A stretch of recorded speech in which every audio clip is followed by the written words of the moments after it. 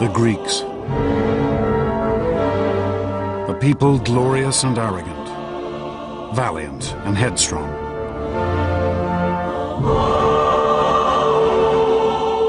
These were the men and women who laid the very foundations of Western civilization. Their monuments still recall perhaps the most extraordinary 2 centuries in history. A time which saw the birth of science and politics, philosophy, literature and drama. Which saw the creation of art and architecture we still strive to equal.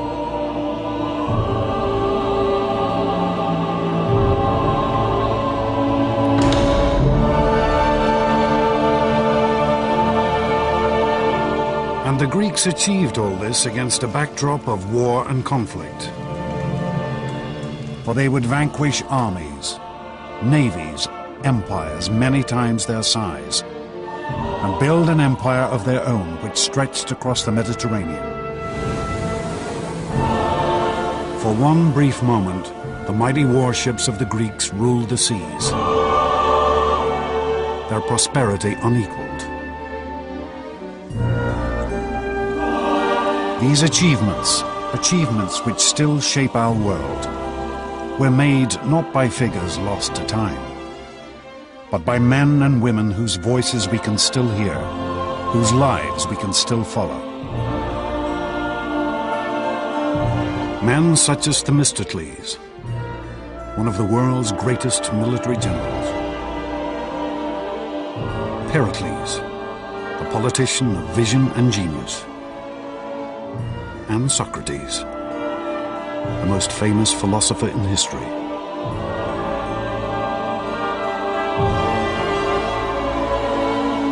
This is the story of these astonishing individuals, of the rise and fall of a civilization that changed the world.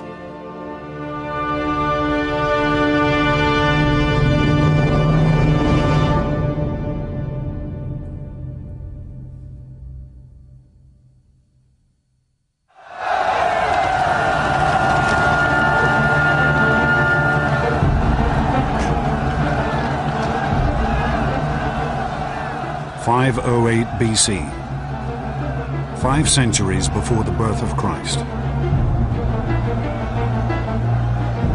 In a town called Athens, a tiny city in mainland Greece, pandemonium ruled the streets.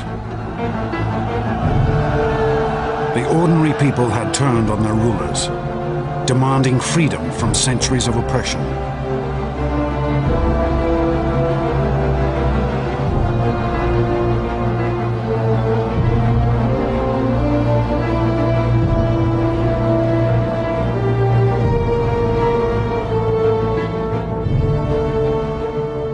At this moment, one man looked on. An Athenian nobleman named Cleisthenes.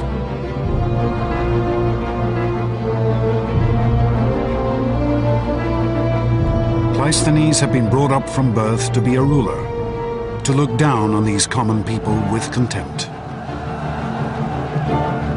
But this one night would be a turning point.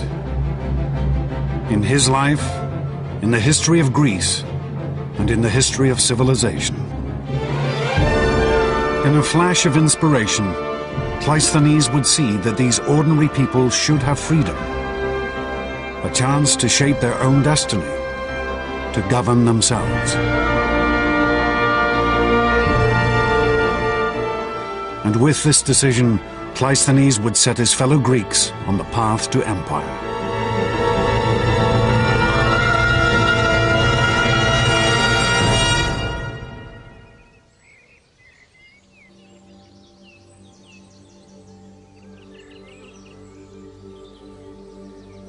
Historians estimate that Cleisthenes was born around 570 BC.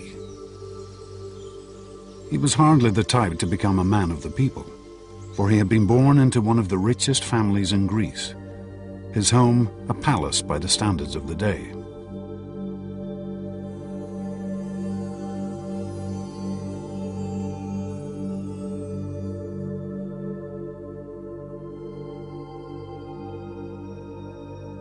Cleisthenes' family were called the Alcmaeonids. They were a wealthy and long-established political dynasty. He grew up in a world of great privilege, a world in which men of an elite background would expect to have certain privileges just given to them. The origin of Cleisthenes' family fortune is a tale typical of ancient Greece. A curious story lost half in myth. The first Greek historian, Herodotus, claims that Cleisthenes' grandfather once performed a favor for a great king named Croesus, a king of immeasurable wealth. In return, he was told he could take a gift of gold dust from Croesus' treasury. But according to Herodotus, Cleisthenes' ancestor couldn't restrain himself just to loading up his pockets. He stuffed every orifice of his body, his ears and his mouth, with shimmering gold dust, and then poured more over his head and hair. And Herodotus writes that King Croesus was so amused by this bravado that he let him take all the gold he was carrying and as much again.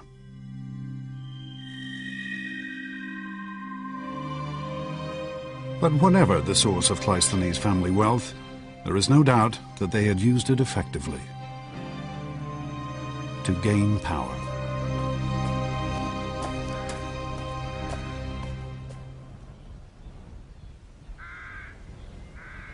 From his earliest days, the young Cleisthenes was taught that he was an aristocrat,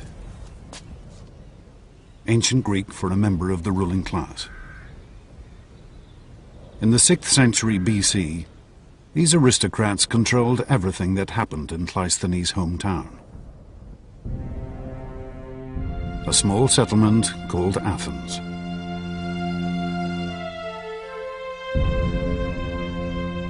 Athens lay in the center of a Mediterranean peninsula which Cleisthenes knew as Hellas, and which we now call Greece.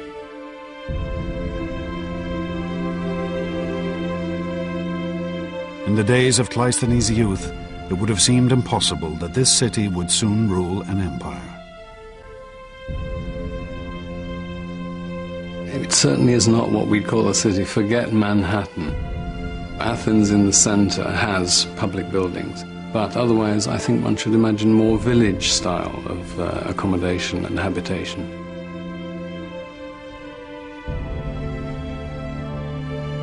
The town was built around the Acropolis, a steep-sided outcrop of bare rock,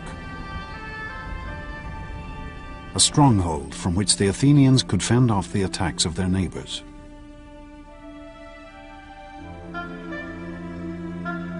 In the narrow streets surrounding the Acropolis huddled the simple homes of farmers and tradesmen.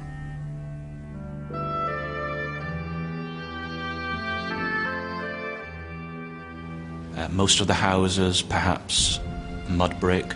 There was no sewage, there was no waste collection. We would find it very much like wandering through a third world village. You would certainly be able to smell Athens as you approached it. For men, life was passed working in the fields or in basic crafts. Women spent their days cloistered in the home, cooking, spinning, weaving. For these Athenians, reading and writing was a rare skill. There was nothing that we might call science or medicine. Life expectancy at birth was less than 15 years. I think the idea that ancient Greek life was nasty, brutish, and short would be entirely accurate. Certainly, life was extremely tough.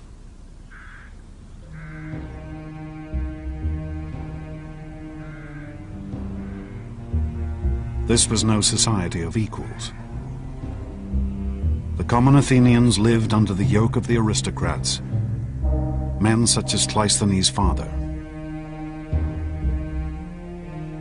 The traditional political milieu from which Cleisthenes arose was one in which all effective political power was being dominated by a relative handful of people. The possibility that the ordinary people of Athens would actually matter was the furthest thing from the mind of the traditional Greek elites. For the Greek writer Aristotle, this was a world riven by injustice. The whole country was in the hands of a few people. The hardest and bitterest thing for the masses was their state of serfdom. Not that they weren't discontented with anything else, for to speak generally, they had no part nor share in anything. Athens was, in a sense, turned against itself. You had one part of the population, the aristocratic elite, holding power at the expense of the rest of the citizen population. Dominated by aristocrats interested only in preserving their own power, Athens hardly seemed a state on the verge of building a great empire. But then Greece also seemed an unlikely land to give rise to greatness. If you look at the physical world of Greece, it's not the kind of place that you'd immediately expect to produce a great civilization. Simply too many mountains. Greece does not have the obvious kind of physical unity that typically seems to be associated with the really great imperial civilizations of the ancient world. The great civilizations of Cleisthenes' day had grown up around rivers and the fertile plains stretching from their banks. To the south of Greece lay Egypt, where the regular flooding of the Nile sustained a civilization already 2,000 years old. And to the east lay the Persians,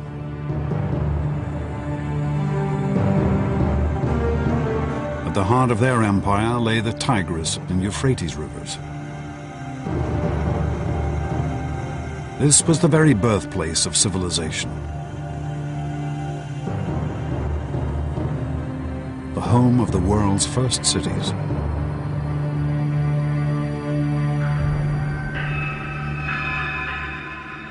But mainland Greece had no great open plains. This was a landscape riven by mountain ranges.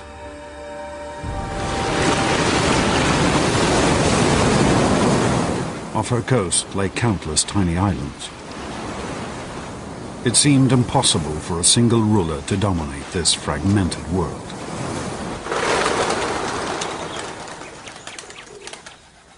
Instead, Greece was divided into countless tiny nations called city-states, each fiercely independent, each with its own culture and history. In Cleisthenes' time, there were over 1,000 of these city-states, jostling with each other for land and power. They never were politically unified, or at least in the classical period, never politically unified. And indeed, each individual Greek city-state, each polis, sought to maintain its own independence, sometimes successfully, sometimes unsuccessfully. In the early 6th century, Athens was not nearly the most powerful or important of these tiny nations. Argos had stood for over 1,000 years. Her citizens were able to trace their history back to the mythical days of the Trojan War.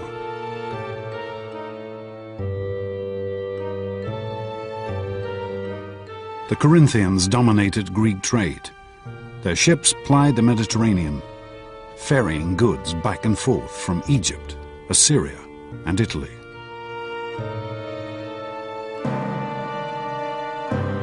But there was one city-state which had military power, which appeared that it might come to dominate all of Cleisthenes' Greece. In the south of Greece, around the reed beds of the river Eurotas, lay the city-state of Sparta.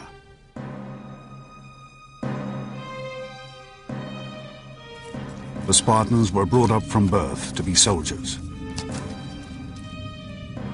raised in the field, separated from their families, their lives structured around discipline and war.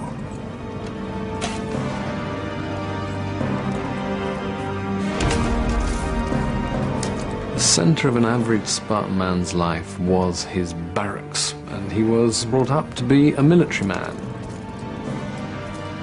The Spartans lived a life stripped of comforts, with few possessions apart from their weapons, and their cloaks dyed red to conceal their or their victims' blood.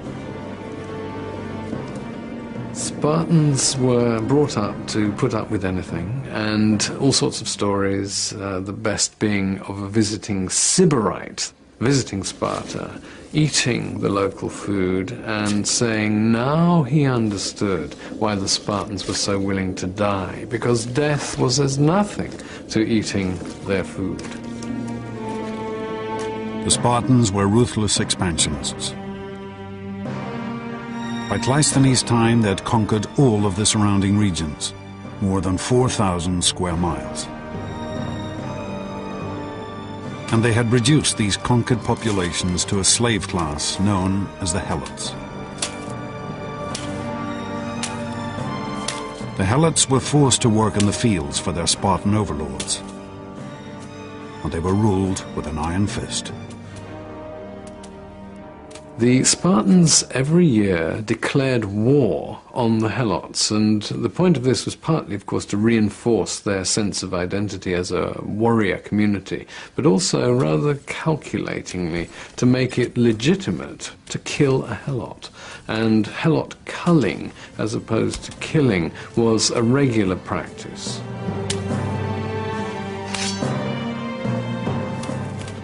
If there was any part of Cleisthenes' Greece that looked like it might build an empire, it was Sparta. For the rest of the Greeks, they were a threat, always on the horizon.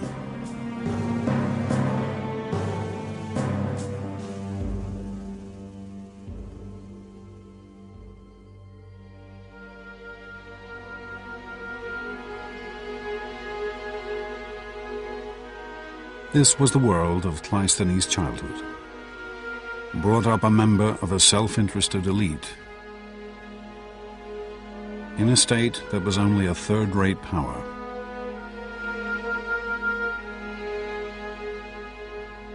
It was an unlikely beginning for the man who would set Greece on the path to empire.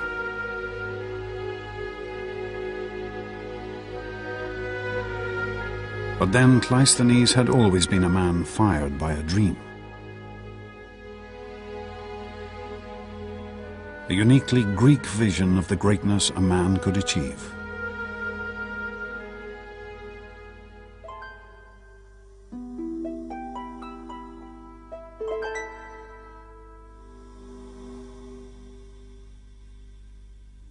If there was one thing that inspired Cleisthenes and his fellow Greeks, it was their stories, ancient tales and myths.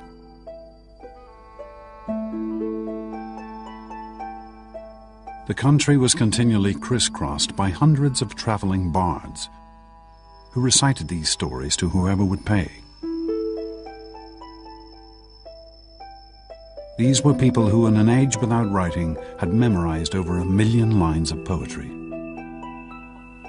It's very easy to underestimate the power of the human memory when we live in a culture like ours, which has so many means for recording things.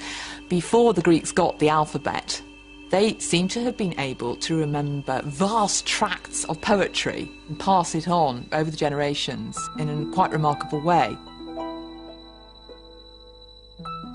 These traveling bards would have regularly visited the Athens of Cleisthenes' childhood, and their stories would have influenced and shaped him from his earliest days.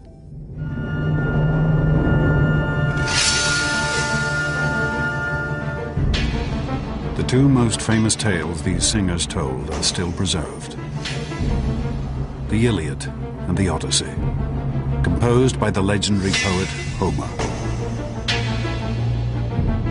These works tell of mighty battles and epic struggles, and and at their heart lie the heroes. Mythical figures whose strength had won them power and glory.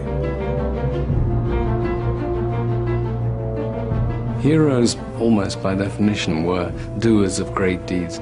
The more heads you knocked and the more young women that you deflowered, the greater your heroic status. Images of heroes are found all over Greek art. These warlike figures, valiant, beautiful, determined to seize victory at all costs, were the Greek ideal. The heroic ideal was absolutely central for the whole world of Greek culture.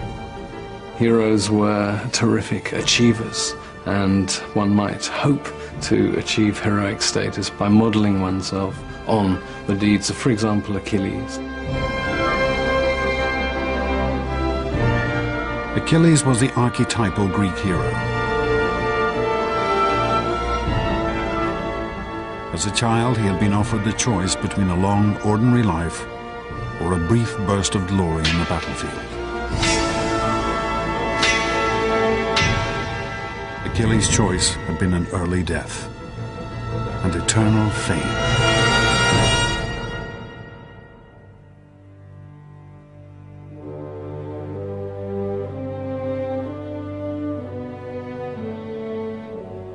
This, the vision of the hero,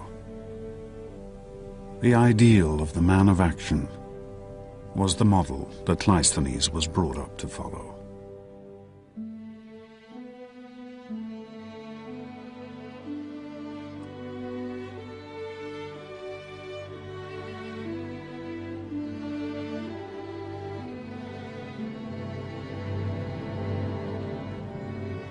To pursue a life of greatness and glory, won through strength and valor.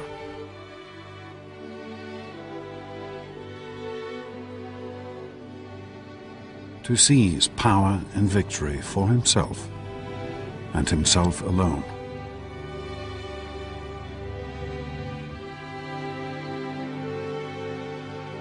To become a real-life hero.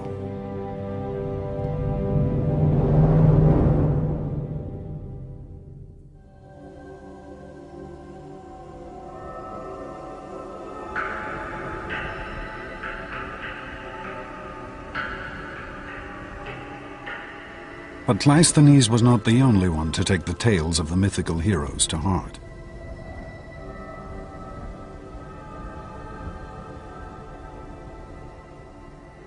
There's a big change in the middle of the 6th century when one man seizes control of the government as what the Greeks called a tyrant. The story of how this tyrant or sole ruler came to power has been preserved by the historian Herodotus.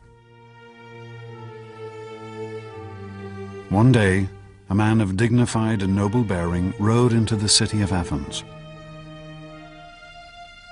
Beside him stood a tall and beautiful woman. A woman he claimed was the patron goddess of Athens, Athena. This dashing figure demanded that he be given the rule of Athens, for like one of Homer's heroes, he had the protection of a goddess. Surprisingly, he was welcomed by the Athenians as their new ruler, despite the fact that the goddess was simply a particularly tall girl from a neighboring village.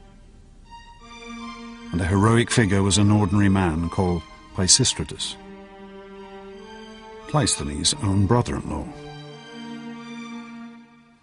Pisistratus was, I think, an excellent politician. He was a man, without doubt, with an eye for the main chance. But as he consolidated his rule, it became clear that Pisistratus had far greater ambitions than simply gaining power. Pisistratus was an extremely intelligent man. He clearly understood that if he was going to maintain control of Athens, if he was going to be able to consolidate his rule and pass it on to his sons, which is clearly his ambition, he would have to find allies. Pisistratus took an extraordinary step. He turned to the common Athenians for support, undermining the whole hierarchy of aristocrats and commoners that had endured for centuries.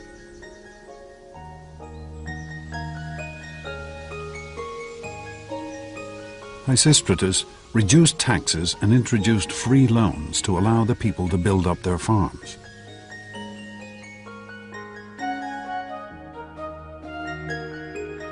And by offering the Athenians the chance of prosperity, Pisistratus began to transform his city.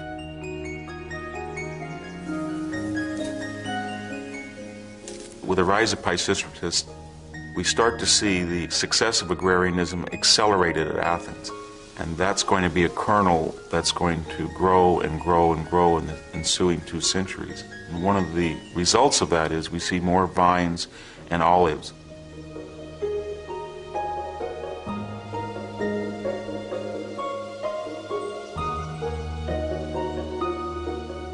Olive trees manifest themselves in every aspect of Greek culture. Economically, they allow people to have cooking oil, they allow people to eat olives, they allow people to use lubricants, soap, fuel, so it's a very valuable economic commodity. The land around Athens produced excellent olives, the best in the Greek world. And as production soared, the Athenians found a ready market for this oil.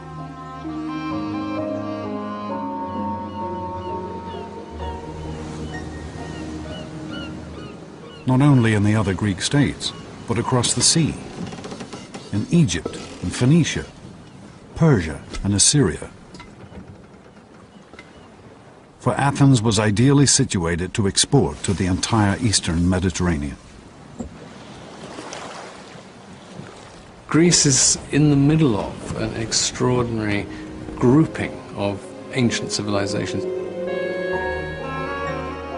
It's bounded on the east by the great Persian Empire, on the south by the age-old civilization of Egypt, on the west the Etruscans and the Romans.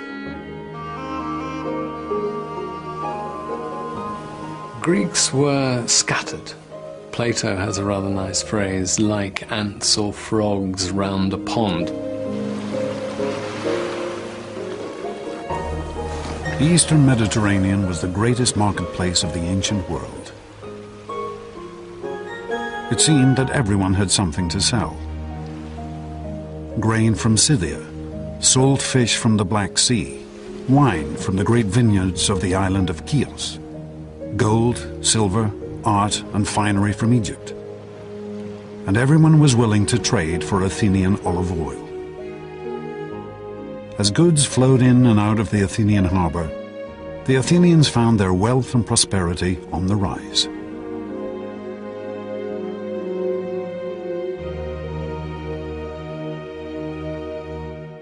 But the most astonishing consequence of Athens' sudden expansion was to be found in the darkest streets of the city. Athens' first great artistic legacy, the vase.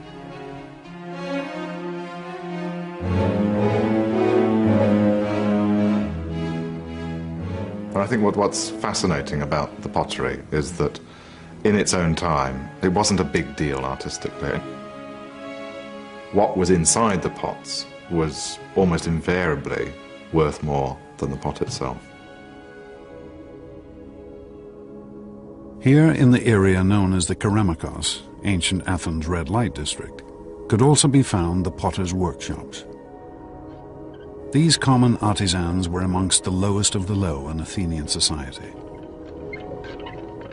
If you were a potter in Athenian society, I won't say you were the scum of the earth, but you certainly had no especial respect.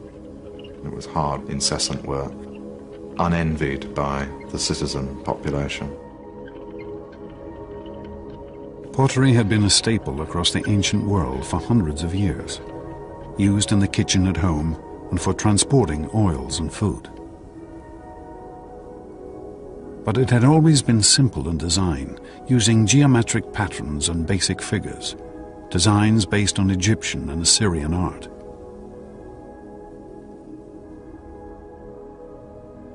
But Athenian potters, as they decorated their work, began to develop a whole new style of painting. A freshness and a naturalism never before seen. A style still astonishing today. It's now become almost commonplace for a Greek vase on the modern antiquities market to fetch millions of dollars or pounds. And if the makers of those vases had any idea of what we were shelling out for them, their graves would spin with either resentment or just absolute hilarity. These Athenian potters seem to have been motivated not by the idea of producing great art for eternity, but of outdoing each other. On one particularly fine vase, we find the proud comment, "Euthymides, son of Polias, drew this." and then underneath, "And I'll bet Euphronius couldn't have managed it."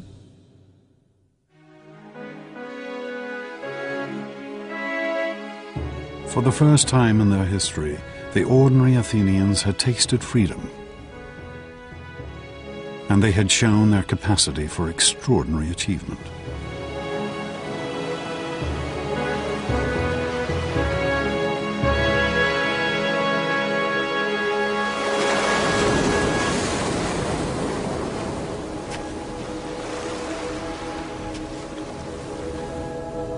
Cleisthenes grew to manhood under Pisistratus' rule.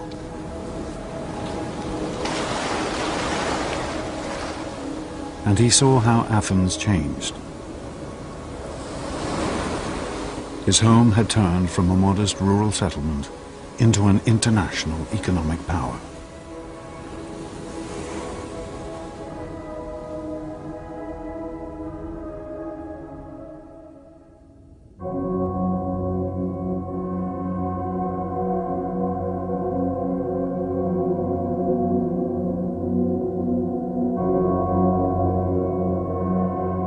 But Pisistratus' rule of benevolent tyranny was not to last forever. In the year 527 BC, he died and was laid to rest here in the Athenian graveyard. His son Hippias took over. At first, Hippias followed in his father's footsteps, ruling Athens with a fair hand. But soon, the Athenians discovered the perilous nature of tyranny.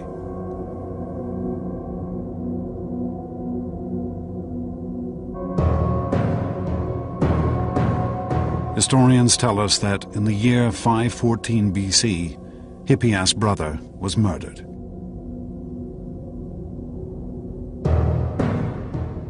Aggrieved and bitter, the tyrant's behavior completely changed. Hippias not only executed the murderers, but cruelly tortured one of their wives to death as well.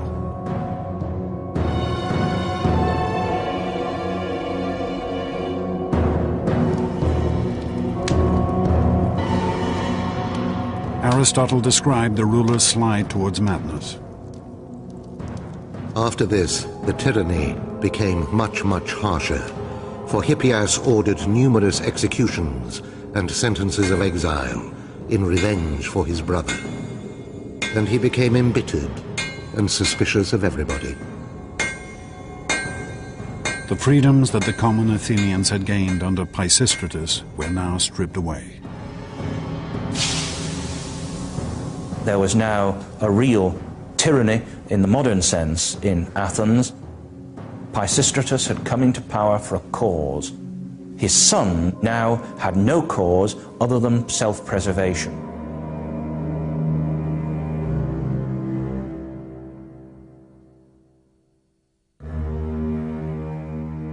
Life for Cleisthenes had now become increasingly dangerous.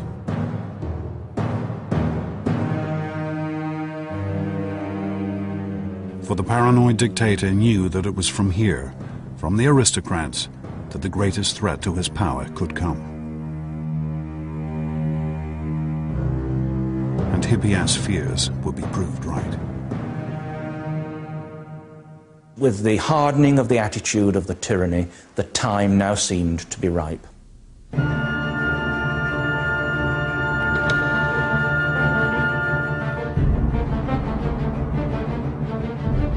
Cleisthenes decided to take his first great gamble.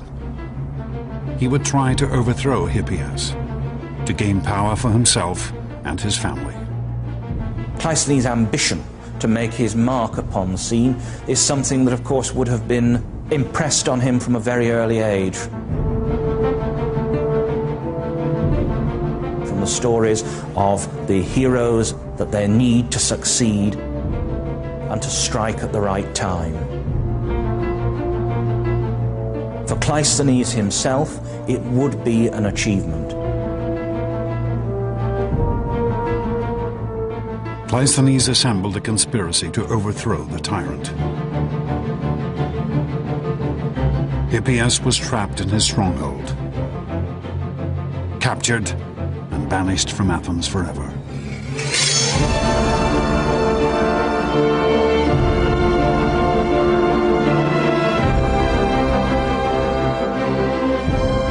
The year was 510 BC, and Cleisthenes was now one of the most powerful figures in Athens. He had lived up to the heroic myths he'd been brought up to follow since childhood.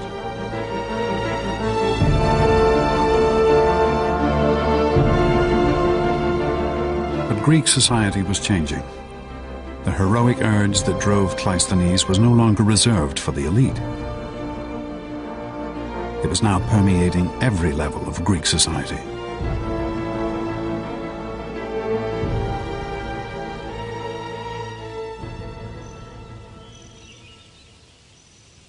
This is Olympia in southern Greece. Here, once every 4 years, men from across the Greek world would gather to compete in a vast contest of athletic skill. This was the ancestor of the modern Olympic Games.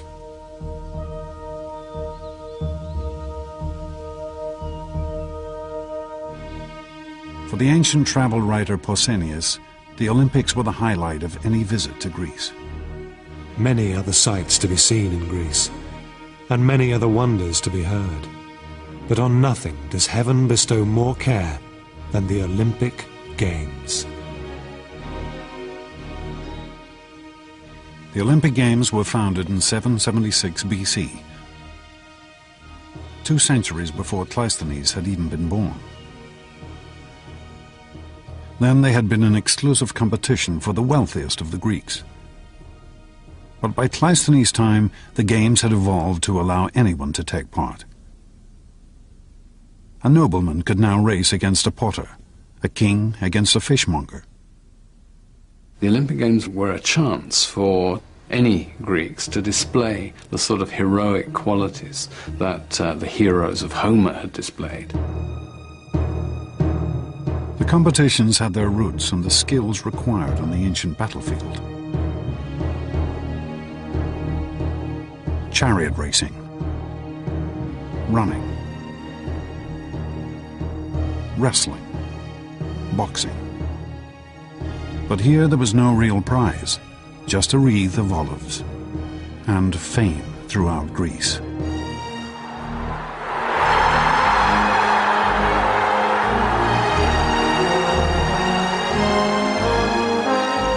A competitor would be surrounded by the largest gathering of Greeks in peace that he would ever experience.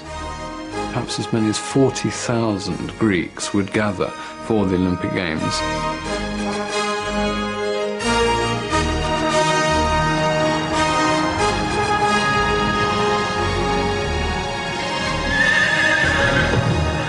Greeks would travel hundreds of miles to attend the Olympics. And during the festival, the land surrounding the stadiums would be covered with encampments.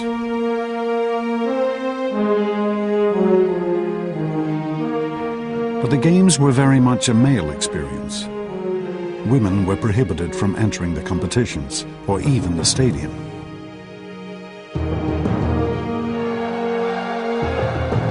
But for the Greek man, whatever his origin or class, to win here would be the highlight of his life. You had, briefly, a moment of glory, of extreme fame, which was what the competitive culture of the Greeks valued so highly. Here the Greeks had perhaps found a civilized way to satisfy the heroic ideal. They had built a meritocracy based on skill and ability, where anyone could win.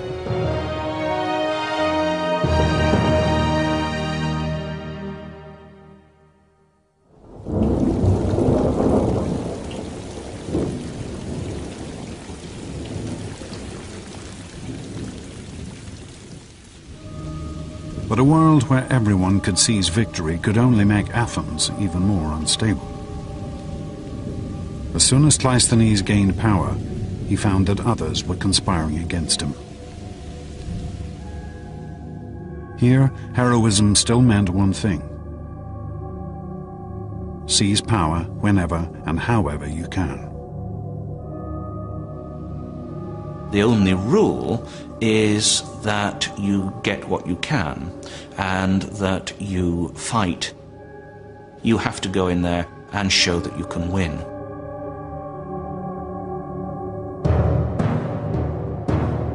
The most ambitious of those conspiring against Cleisthenes was a man named Isagoras. Isagoras was another Athenian aristocrat. He too had been brought up to believe that power was his right. But Isagoras also knew that he could not gain power on his own.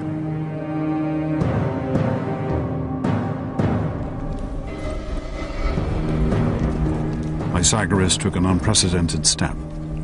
He turned outside Athens for support.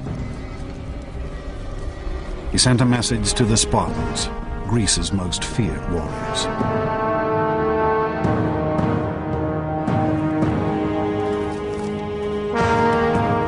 Isagoras was an old friend of the Spartans. Rumor had it that he had shared his wife with the Spartan king. The Spartans immediately provided a force of their finest troops to back up Isagoras' bid for power, to help him betray his city. Isagoras really was upping the stakes. He brought in the most powerful state in Greece. It was pretty clear he was going to turn Athens into a subject state to Sparta.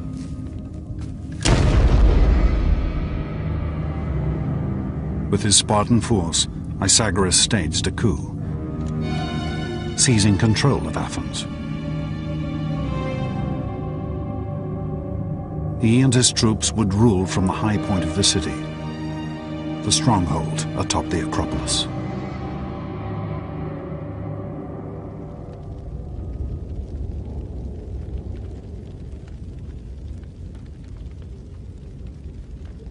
The first targets of the new tyrant were the other aristocrats. Cleisthenes most of all.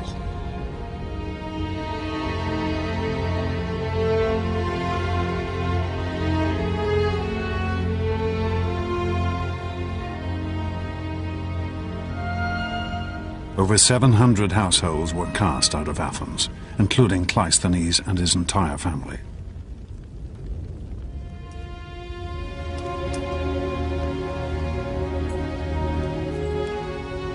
Cleisthenes would leave his city living once again under the hand of a despotic dictator.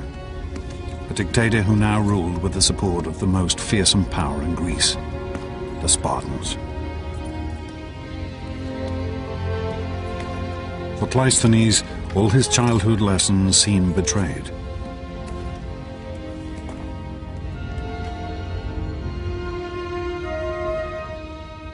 He had been brought up to be an aristocrat and a ruler.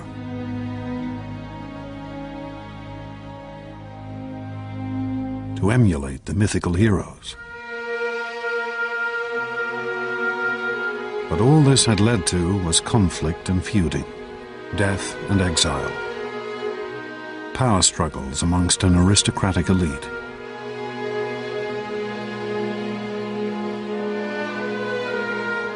How could Athens ever escape from this pointless cycle of violence?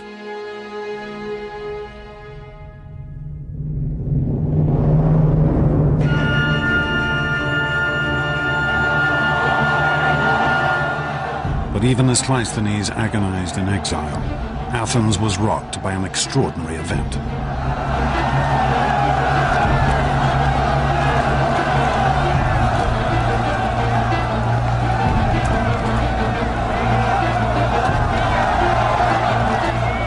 Like their mythical heroes, the ordinary people of Athens now took their destiny into their own hands.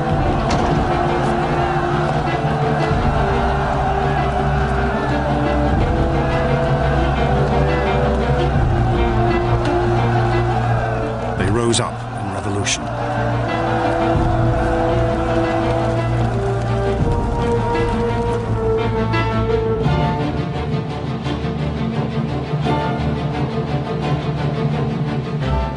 Pythagoras and his Spartan allies blockaded themselves atop the Acropolis, the high point of the city. But even there, they could not escape the fury of the common Athenians.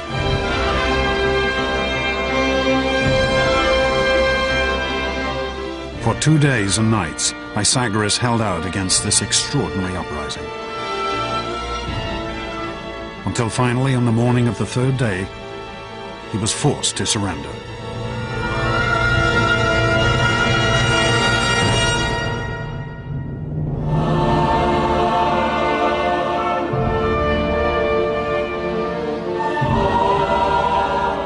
The year was 508 BC. This would be Athens' first step to empire and glory. For the first time in recorded history, the people had turned on their rulers and seized power for themselves.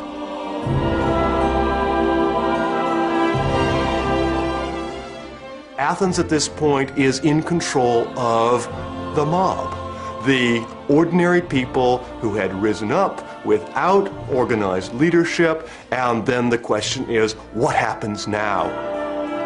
At this new dawn, the Athenian people now turned to one man. A figure whose life, whose experiences and disappointments had given him a unique vision.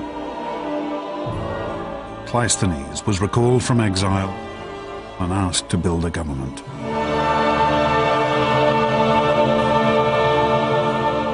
When Cleisthenes returned to Athens after the expulsion of the Spartans, he faced a really remarkable challenge.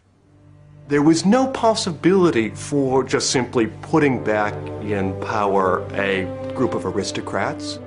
There was no possibility for him to declare himself tyrant.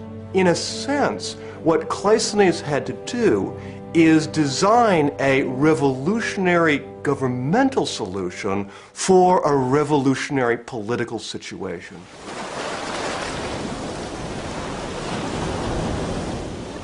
For Cleisthenes, the problem was how to give his fellow Athenians the say in their future that he knew they must now have.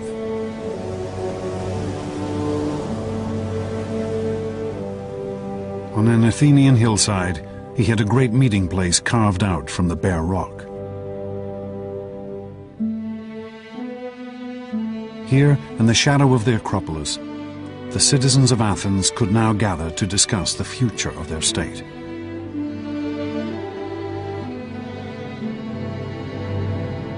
On these very steps, rich and poor alike could stand and address their fellow citizens.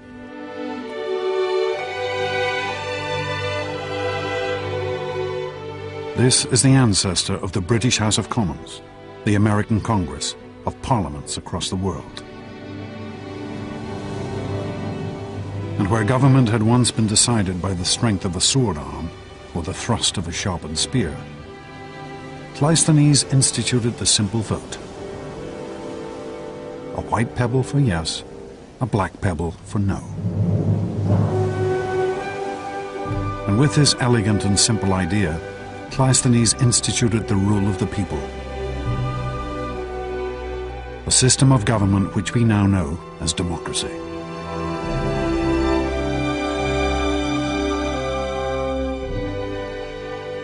The Great Athenian Assembly would gather every 9 days to vote on issues covering the entire administration of the state, from the raising of taxes to the building of roads, from the price of figs to the declaration of war.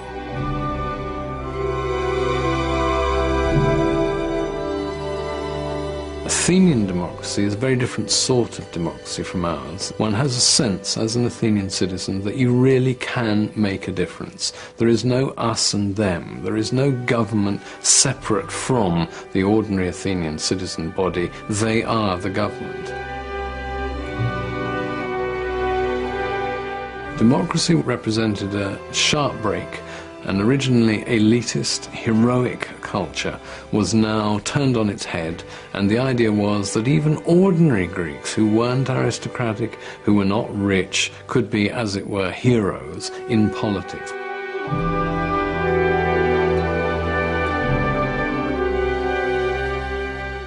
It was a system of government that would transform this tiny state and would set off one of the greatest flowerings of civilization the world had ever seen.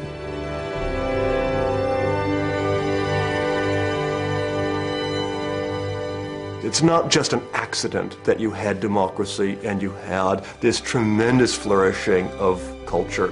I think that democracy really does, in a very real way, unleash, make possible potentials within human societies that are very unlikely to be unleashed, to be made actual in any other way.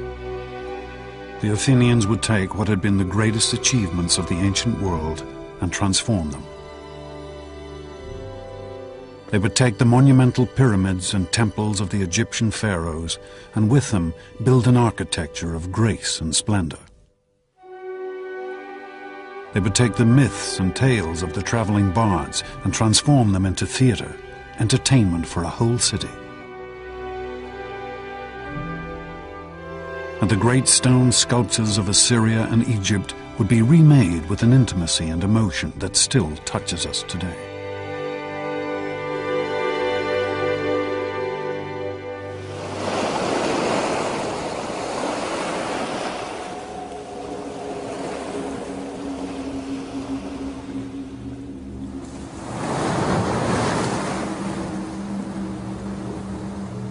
But just as Cleisthenes' democracy was gaining strength, a new threat was gathering in the east.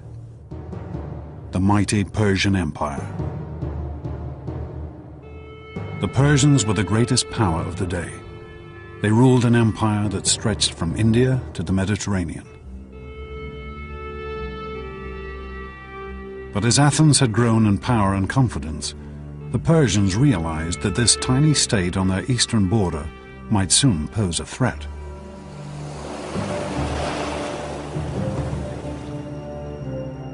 They mobilized a force of 30,000 men to invade Greece immediately.